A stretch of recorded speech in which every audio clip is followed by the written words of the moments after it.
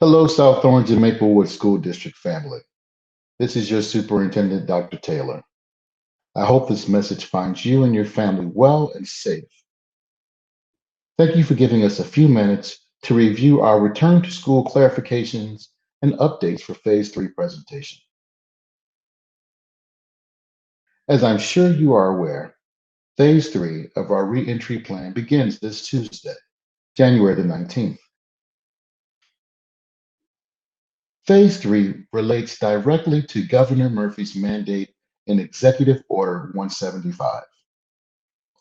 In Executive Order 175, Governor Murphy gives direction to school districts that it becomes the law that we provide for in-person instruction as well as virtual instruction based on parental requests. Of course, the goal is to provide for the health and safety of all students and staff to be in our brick and mortar settings.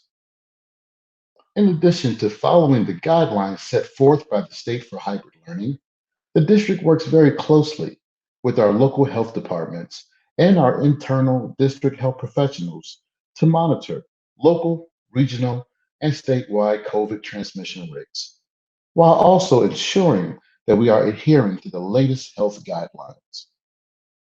To that end, last week on January 13th, we met with our health experts, and after an in-depth discussion, at their recommendation, the district is extending Phase 3 while pausing Phase 4 of our reentry plan. What is the goal of this extension? The goal, of course, is to ensure that we successfully launch our hybrid approach and that we are enabled to provide in-person instruction for those families who selected this option. This change will allow for a smaller population of students and staff to be in our buildings and also provide additional time for us to monitor COVID transmission rates. It also will allow us the opportunity to closely monitor our protocols that have been put in place, and if need be, make modifications to those protocols. So let's talk about the changes to our phase levels. Phase 3 will continue as is, with pre-K through second grade, sixth grade, and ninth grade students returning if their family selected hybrid. This also includes all English language learner students. Our special services students who are self-contained in those grade levels will also return. To all of our special education families, be sure to check Dr. Alegria, our Assistant Superintendent for Special Services, latest newsletter for further updates. Phase 3 will be extended from January 19th to at least February the 5th, and that is estimated based on available information. Pre-K through second grade, sixth grade, ninth grade, and again, cohort C, students will begin school as scheduled on January the 19th. They will attend school based on, again, their AA-BB hybrid schedule, with Fridays being a virtual day for the entire district. All remaining grade levels will continue with their virtual remote learning until further notice. So what happens to Phase 4? Again, Phase 4 was the reentry plan for students in grades 3 through 5, 7 and 8, and 10 through 12. That was scheduled to begin on January 25th and has been postponed. In early February, based on COVID transmission rates and the regional risk level in the county, we will revisit the entry phase for these students in concert, of course, with our Department of Health and internal district health professionals. So the big question, will our schedules change on Tuesday, January the 19th when Phase 3 begins? Instructional times for all students will change on January the 19th to align with our new hybrid schedules. We will see those on slide 12. Schedules for both hybrid and virtual students will follow the same revised 4-hour instructional schedule. Afternoon schedules will consist of multiple modalities, including small group instruction, one-on-one opportunities with teachers, of course, video and audio conferences, and asynchronous learning opportunities. One important caveat: our special area subject teachers will engage our students during their 4-hour hybrid schedule now. Here's one example of an elementary schedule. As you can see on the left, you are seeing what our fully virtual students will experience. And on the right, you're seeing what our hybrid students will experience. And what I hope you notice is that their experience will be identical as far as scheduling goes and the engagement of their teachers. Remember, this is a sample. Be sure to follow the schedule provided by your building principal or teacher. We now have a sample of our middle school schedules. One important caveat to remember is district-wide moving forward, Fridays is an all virtual day for all students. There are important details on the left-hand side of the screen, including that teachers and virtual students will log on to their computers by 8:20 a.m. Teachers will have their cameras on for all 4 hours in the morning, engaging and interacting with both in-person students and virtual students. Both middle schools will follow the new bell period schedule with the bell period ending at 12:30. Here you have our Columbia High School schedule. Be sure to follow the schedule provided by Principal Sanchez with a great deal of detail. So it's important that we reiterate our school reopening bell period grade level schedules. As we know, we do have early and late elementary schools, so please be sure to follow the guidance of your school principal.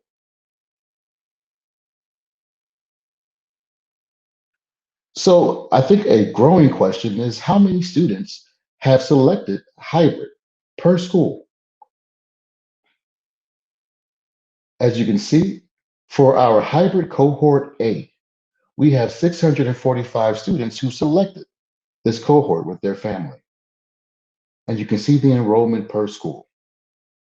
And of course, those very familiar with our schools know that our schools hold many more students than these totals. This allows for us to have effective social distancing. What you see before you now represents hybrid B, 625 students. Again, these totals are far less than the capacity of our schools. And of course, you have hybrid cohort C, our English language learners and special services self-contained classes, who will attend 4 days per week. Last but not least, Columbia High School's in-person cohort sessions 1 through 4. Enrollment are as you see on your screen.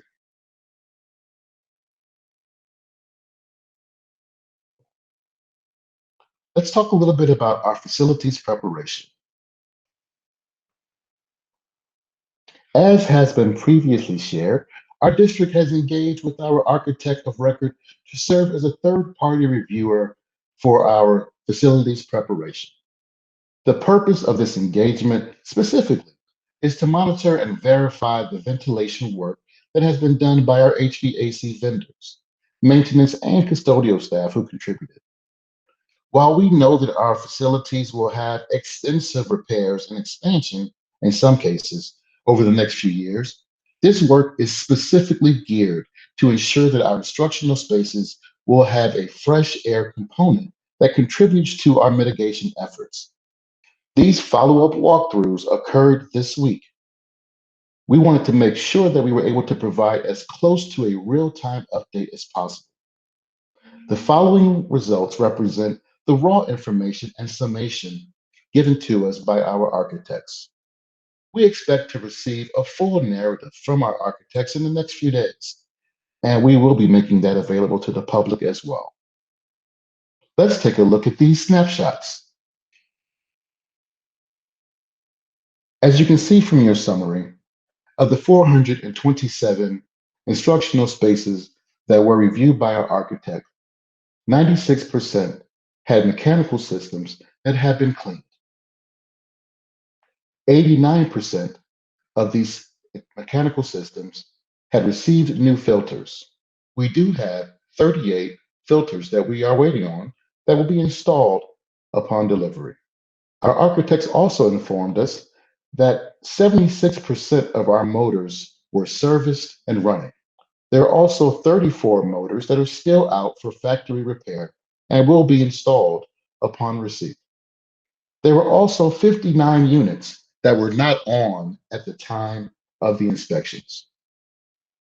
So, what does this all mean?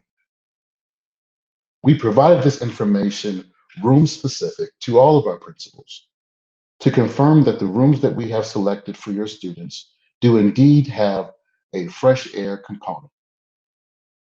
Let's talk a little bit about those teacher room assignments. We have had a granular engagement with our principals around the selection of classrooms for teacher assignment for phase 3. As part of widely accepted school mitigation strategies, we are asking all classroom teachers to keep as many windows open as possible, as it only adds more fresh air to the environment. We've also viewed and recommended creative space usage by our schools out of an abundance of caution. This could mean that multipurpose rooms or cafeterias that are no longer going to be used for those purposes could be used to service our students and classroom teachers. And these spaces also have Odorox machines that make them extremely safe. Thank you again for engaging with us as we prepare for phase 3, reentry to schools on January the 19th.